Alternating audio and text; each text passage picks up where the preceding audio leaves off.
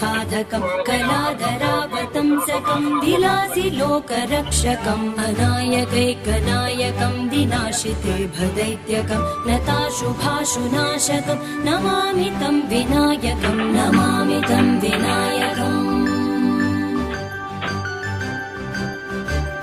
न ते कराति भीकरं नवोदितात्कभास्वरं न मत्सुरारि निर्जरं न ताधिकापदुत्तरं सुरेश्वरं निधीश्वरं गजेश्वरं गणेश्वरं महेश्वरं तमाश्रये